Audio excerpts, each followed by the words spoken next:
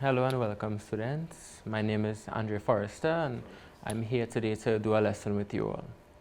So today what we're going to be talking about is adjectives. So we're going to learn a bit about adjectives and we're going to go through it. Before we start, I want you to go quick and see if you could get a pencil and a piece of paper, because I want you all to help me out with a few of the things that we're going to be doing in this lesson. Good? So let's get started. So mainly today we're going to define what an adjective is and we're going to use it in context. Good? So we're going to explore the use of what you call comparative adjectives and superlative adjectives. And then we're going to identify those comparative and superlative adjectives using a few different writing techniques. So let's get into it. Hopefully you have your pencil and your paper out already. So an adjective is a word that describes a noun or a pronoun. So it's a describing word. So the way you would have a noun being a naming word and a verb being an action word, you have an adjective, which is a describing word. Good? So we have a little example here. We have the fluffy dog jumped into the cold water. Now I'll give you a hint. In that sentence, there are actually two adjectives.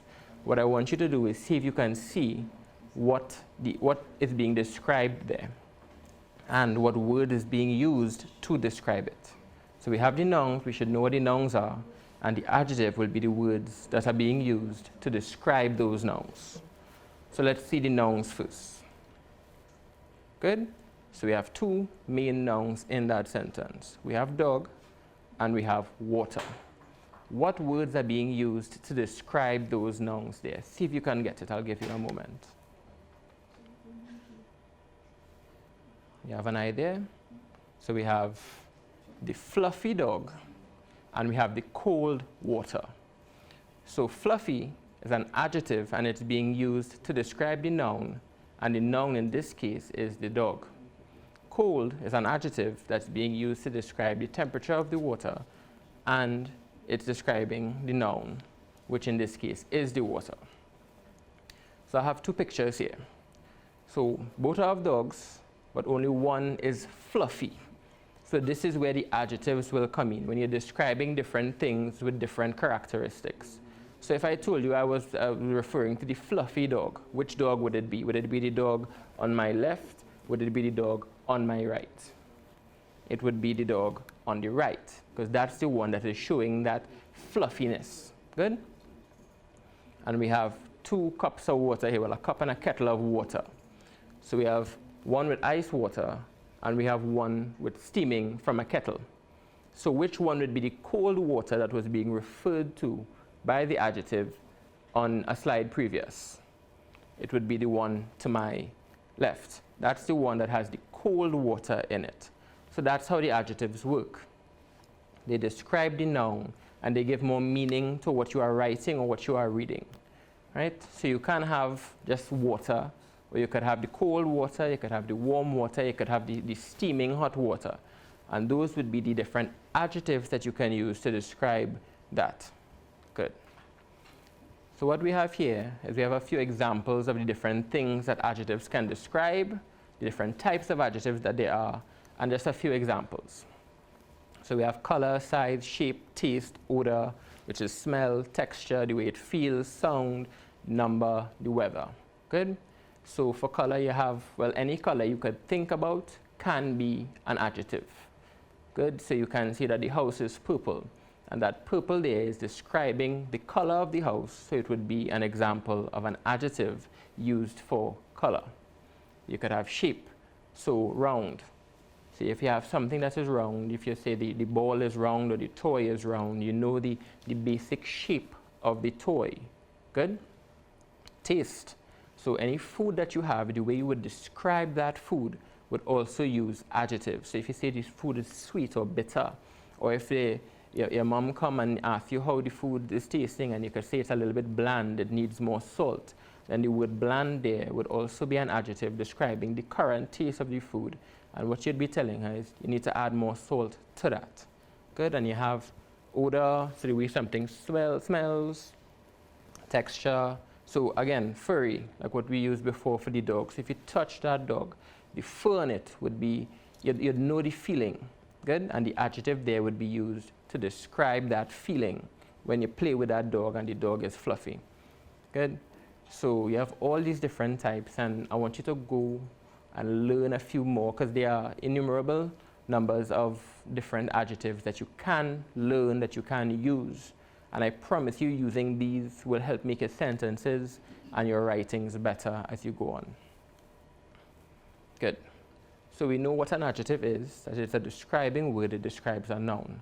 What we're going to do now is we're going to identify a few of the adjectives that there are in the sentences I'm going to present with you. So we're going to have the sentence, we're going to read it together, and I want you to identify whatever adjective you see. And write it down on the page that I asked you to take out previously, so that you know you will have it right there. Good? So I'll give you a chance for each. So number 1, the vicious dog tried to attack the black car as it passed by it in the road. So the vicious dog tried to attack the black car as it passed by it in the road. So see if you can identify if there's 1, 2, 4, how many other adjectives there are, and take the time and write them down and see if you can get them. So remember, look for the nouns and look for the words that are describing those nouns. So let's see, hopefully you got it. Right, so we had 2 here. We had vicious, because it's telling you what kind of dog it is. It's not a playful dog, it's not a dog that's very laid back, it's a vicious dog, so it's attacking that car. And another adjective, one of color, which is telling you the color of the car that is actually being attacked by said dog. So we have 2 adjectives in this first sentence, one describing the kind of dog it is and one describing the color of the car that is attacking. So what we're going to do is we're going to do the second one now. So as a little hint, I'm going to tell you the different nouns that are going to be described, and then I want you to analyze that sentence and see what words are being used to describe the things in this sentence.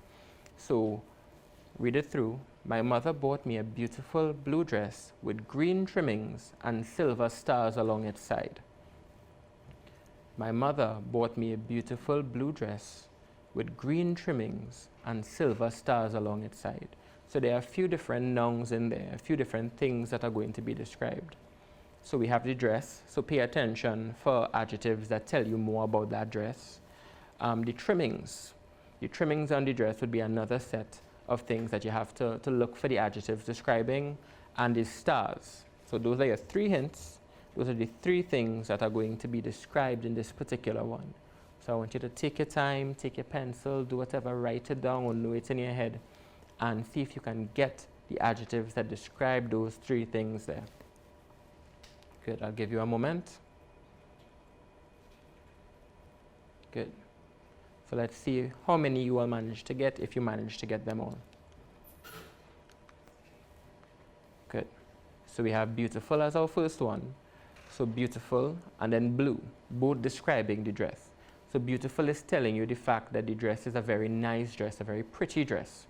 Good. The blue tells you the color of the dress. So if it was beautiful red, then you would know it's a nice dress, and the dress is red instead. This time it's telling you that the dress is blue, right? With green trimmings. So it has trimmings, but again, the trimmings could be of any color. But this particular dress, the trimmings themselves are green. And silver stars along its side. So it's telling you the color of those stars that there are on the dress itself. So hopefully you managed to get all that would have been present in this particular one. So for the last one now, we're going through it again together. Read it with me when you get a chance. If you already know what the adjective is, you could write it down. If not, when we finish go through it, I will give you a little hint as to what is being described, and then you can see if you can pick out the adjectives in this last one. So, my father made a beautiful looking pot of stewed chicken, but it was salty. Read it again. My father made a beautiful looking pot of stewed chicken, but it was salty. So, the thing that is being described in this one is the stewed chicken, the pot of stewed chicken. So I want you to take your time and analyze and see if they're talking about the color, about the taste, about whatever it is with this particular pot of stewed chicken. And take your time. If you want to write it down, tell it to your brother, your father, your mother, your sister, whoever. Make sure you have the information, you know what it is is being described here. So let's go. So we have beautiful. So just like with the second one, beautiful is being used to tell you how it's looking. So if you would have seen a really good pot of stewed chicken at some point in your life, you would know how lovely it can look and how appealing it can look to your eyes, make you want to eat it. So it's telling you that it's that kind of stewed chicken here now. Unfortunately, the way it looks and the way it tastes are not the same. So it looked very appealing, but it tasted salty. Good? So there was too much salt in it, and the adjective here, salty, is being used to describe the taste of that stewed chicken. So you have the way it looks, and you have the disparity between the way it actually tasted. And that's how the adjectives here come in. Good? So it's telling you more about what is being described, about what the noun is. So let's move on. So I'm going to give you a few pictures here now. And what I want you to do is the first thing that you can use to describe that picture, I want you to either say it or write it down. So there's not one right answer necessarily, because it could be different for different people. But the picture will be your basis. So whatever picture comes up here, what you think you can use to describe it, you can write it down, you can say it, whatever. So let's go. Right. So we have a picture here, shark, guy deciding to surf, very close to it. Don't worry, it's not a real picture. And what can you use to describe this particular picture? What word can you use? One word. Let's see what I had. Right, so you have a word like scary. So it's describing this picture, and it might even be describing how the guy would have felt in that moment. Good, but somebody else might decide to say it's amazing or it's cool. And these are adjectives as well that can be used. So it's not all the time that there will be one adjective that is perfect for any situation, because it's subjective. It depends on the person who's viewing the thing. So the stewed chicken from before, I might think it's salty. You might prefer it like that, so you might think it's just right. It really depends on the person. So let's do another one. Good. So we have an island, we have the sea, we have everything here. One word that you can use to describe this particular picture now. Take your time, write it, say it, whatever. The word I chose to use, again, beautiful. So it's describing the scenery, describing this particular picture as being especially beautiful. So you have the nice water, you have the landmass, untouched by buildings and all of those different things. You have the shore, and to me, the adjective that I chose to use, again, was very beautiful. Let's go on. Right. So this one, I'm giving you adjectives to use. We have something to read, and we'll read it together. We have a list of words for you to input into the blank spaces. So a lot of you would have come across something like this, in whether it's with adjective as your topic or something else, where you are given the list and you just have to use your judgment, use your appropriate thinking, and put them in. So let's read the words first. We have kind, big, scary, hard, sweet, long, delicious, and black. Good, so those are the words that we'll be putting. Each word is to be used once, and the way it fits best will be according to your discretion and what you think. So let's read through together. One day, while walking along a something and winding road, I came across a something-looking house with gargoyle statues made of something stone, with eyes painted something. Even though I was scared, there was a something smell coming from inside the house, and it made me want to go inside. I summoned my courage and knocked on the front door, hoping for a something person to answer the door and offer me a something treat. Good. So we have our list, we have it. I'll read through it one more time, but while I'm reading through it, I want you to be analyzing it and see what can go where, and then we'll go through them one by one. So they won't all appear at once. They'll have some time to reconsider and to rethink. One day, while walking along a something and winding road, I came across a something looking house with gargoyle statues made of something stone, with eyes painted something. Even though I was scared, there was a something smell coming from inside the house, and it made me want to go inside. I summoned my courage and knocked on the front door, hoping for a something person to answer the door and offer me a something treat. Good. So now we're taking it line by line and filling it in as we go. Remember, it's good if you're using the words, cross them out as you go to know when you've already used one. So, one day while walking along a long and winding road. So that's the adjective I chose to use to describe the length of the road. So they're telling you what the road was like as you were walking along it. Good? So hopefully you have that one. Moving on. And as you can see, long has now been crossed off. So I came across a something looking house. So what do you think could be used there? So we have a set of words remaining, and the one that I chose to use, scary. So it's telling you the type of house that it was. It wasn't a very inviting house. It was actually a very scary looking house. Good? Once again, as we go, we cross off to make sure we don't use it again or we don't forget, because this is a particularly long piece, right? So I came across a scary looking house with a something gargoyle statues made of something stone. And the one we chose to use after with is big. So they're telling you that they weren't very tiny gargoyle statues, they were actually very large. So they were big gargoyle statues, right? And made of what kind of stone? What word could we use there to describe that stone appropriately? Let's see.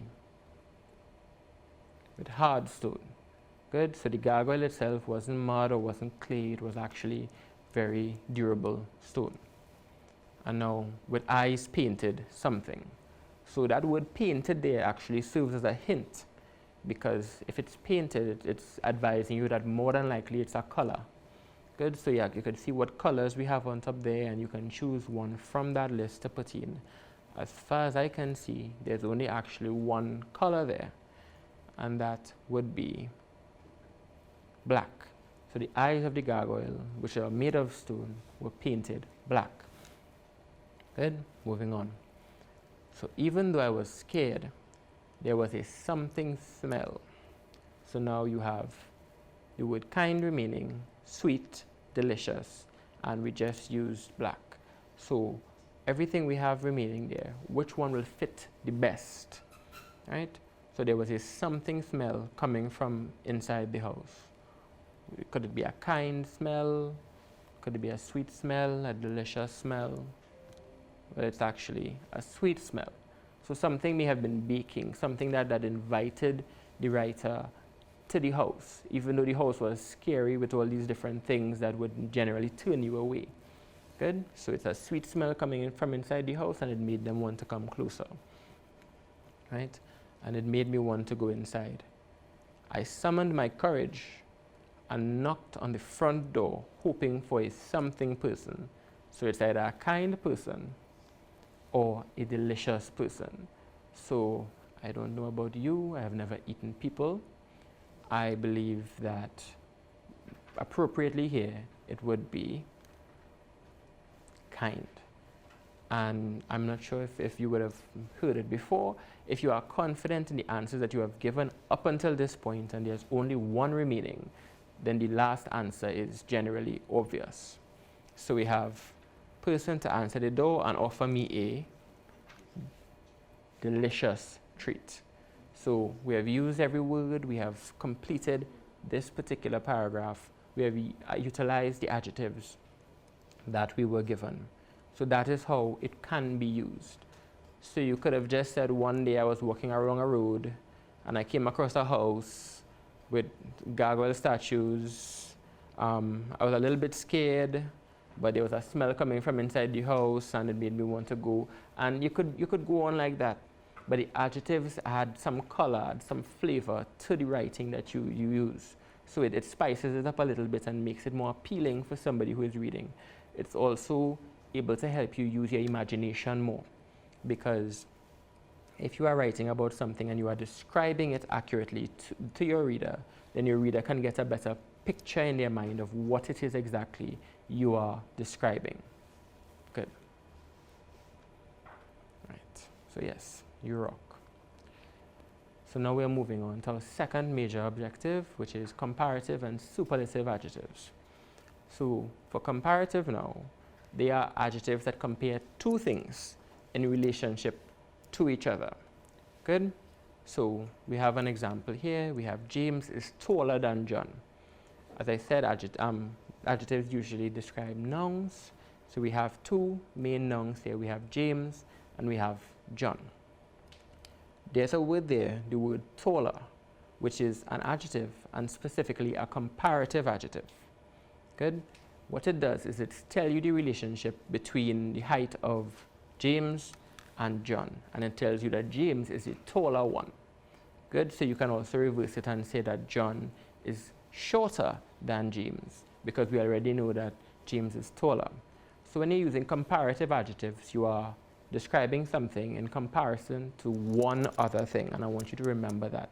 Comparative adjectives compare it to one other thing. So it's two things being compared here, based on whatever quality you're talking about. Good? Right. My sister is faster than I am. So what you're comparing there, what nouns are being compared to what? So you have, in this case, you have your sister and you have you, right? So it's two different things that's being compared, and in what way are they being compared? So my sister is faster than I am. So you're talking about speed now. So it's no longer about height, you're talking about speed, right? So you know she's fast, and in comparison to you, she is the faster one. So that's where comparative adjectives, comparative, compare. Good? So they compare one thing to another thing based on whatever is being described about them. Good. So we have an example here where we have one person being tall, one person being taller. Good? So like the previous example where you have James and you have John, you will have one being taller than the other one. This is how it would be. You're comparing those two things based on height. Right? So now we have superlative adjectives. So where comparative compared two things to each other, what a superlative adjective does, it compares, it is an adjective that is at the highest or lowest end of a quality, right? They are used when the subject is compared to a group of objects. So what is it that they mean by the highest or lowest end of a quality? Good. So you can have two people, and one of those people is taller than the other. But then you can have a third person, or maybe you have a group of 5 people and there's one person who is specifically taller than everybody else. What you can say is that person, whoever that person is the tallest. So they are the highest end of the quality of height that we are dealing with in this particular example. So James is the tallest of all his friends this time. So instead of just being taller than one person, now we know that in all of James's friends, he is actually the tallest one. The quality of height in James is the highest of all his friends. And by that logic, tallest, there would be a superlative adjective. Good? So we had taller being the comparative, and its superlative form being tallest. And of course, the regular adjective there would have been tall. Right. So Shania is the prettiest girl I know. So we have a sentence there, and we have Shania being the noun here that's being compared to the entire group. So in the entire group of all the girls that the writer would have known, Shania is the prettiest.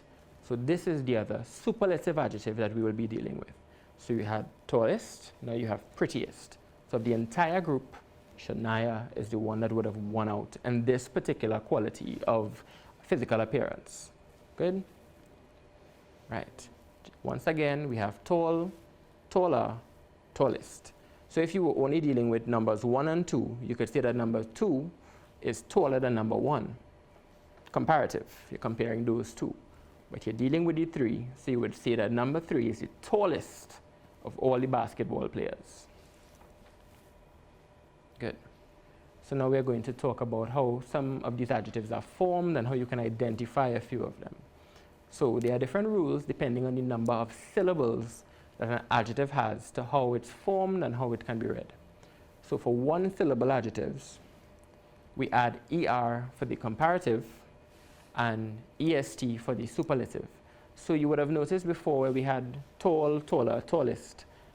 Taller, which is the comparative, ends in ER, and tallest, which is the superlative, ended with EST. So that is one way you can use to identify and even form adjectives depending on what the word is. So if the adjective has a single vowel before the final consonant, it must be doubled before adding the ending. So we have tall, taller, tallest is just one example here now, right? The regular adjective, the comparative form when you're doing more than, well, 2 people, and superlative when you're doing a group. 2 or more syllables now. Adjectives with 2 or more syllables form their comparative by putting more in front of the adjective, and the superlative by putting most in front of it. So there are a few exceptions to this rule. You have heavy, heavier, heaviest. But generally speaking, you have the comparative form when there's 2 or more syllables being formed by putting more, and the superlative formed by putting most. So we have important, we have more important, and we have most important. So it's not important, important or importantist. No. You form it with more or you form it with most. Good? And we have tangled, we have more tangled, and we have most tangled. So depends on the syllables, the rules changed. And of course, there are exceptions to every rule. So there are the irregular one where you have things like good, better, and best. Right? So you have good being the regular form, the standard form. You have better, and then you have best being the comparative and superlative forms. So exceptions to every rule. Right. What we have here is a nice chart. We will not be going through every single one, but we will pick out a few of them and talk about what they relate to what we've spoken about before. So you have long, longer, longest. So one syllable, you have your ER, you have your EST, normal. Let's take, you have cold, colder, coldest, or you have something like interesting, more interesting, and most interesting. Regular, comparative, superlative. And then, of course, you have the irregular ones at the bottom, like what I described with good, better, best, bad, worse, worst. Good, so you have different ones, and it's really important for you to learn the rules, learn the exceptions, and practice not only using them, but identifying them as well. Right. So what we're going to do is that same practice. We're going to find out if they are comparative or if they are superlative. So remember, comparative, it's 2 things. Superlative, it's more than 2, 3 or more. Good? And the adjective will be the word in red, so you get to decide whether you think it's comparative or superlative. To save time on your paper, what you can do is either put a C or a S. So you'll know C for comparative, S for superlative, and it will save you some time and get you to interact with it a little bit easier. So let's go. My mother bought me a cheaper phone than she did for my sister. Good, so cheaper here is the adjective. What you have to decide is whether it's comparative or superlative. Think about it. Right, so that's actually comparative because you're comparing the cost of the phone that she bought for you to the phone that she bought for your sister. Right, so comparative, comparing only 2 things there. Next one. The blue whale is the largest animal in the world. So, are you comparing the blue whale to one thing there, or are you comparing it to many? So you have a largest. You can look at what it ends with. There are many different ways to identify whether it's comparative or superlative if you're paying attention.